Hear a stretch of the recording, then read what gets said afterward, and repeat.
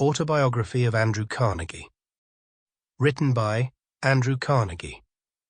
Narrated by Oliver Thompson. Preface. After retiring from active business, my husband yielded to the earnest solicitations of friends, both here and in Great Britain, and began to jot down from time to time recollections of his early days. He soon found, however, that instead of the leisure he expected, his life was more occupied with affairs than ever before, and the writing of these memoirs was reserved for his playtime in Scotland.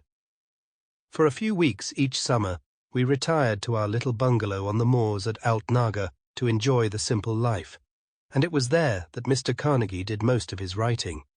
He delighted in going back to those early times, and as he wrote, he lived them all over again. He was thus engaged in July 1914, when the war clouds began to gather, and when the fateful news of the 4th of August reached us, we immediately left our retreat in the hills and returned to Skibo to be more in touch with the situation. These memoirs ended at that time.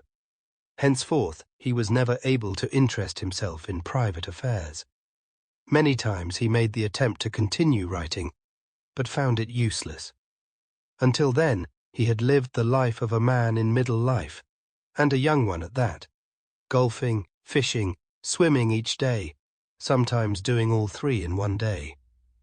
Optimist as he always was and tried to be, even in the face of the failure of his hopes, the world disaster was too much. His heart was broken. A severe attack of influenza, followed by 2 serious attacks of pneumonia, precipitated old age upon him. It was said of a contemporary who passed away a few months before Mr. Carnegie that he never could have borne the burden of old age. Perhaps the most inspiring part of Mr. Carnegie's life, to those who were privileged to know it intimately, was the way he bore his burden of old age. Always patient, considerate, cheerful, grateful for any little pleasure or service, never thinking of himself, but always of the dawning of the better day. His spirit ever shone brighter and brighter until he was not, for God took him. Written with his own hand on the flyleaf of his manuscript are these words.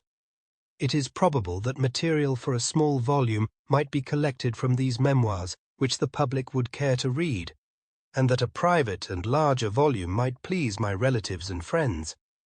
Much I have written from time to time may, I think, wisely be omitted. Whoever arranges these notes should be careful not to burden the public with too much. A man with a heart as well. Sample complete. Ready to continue?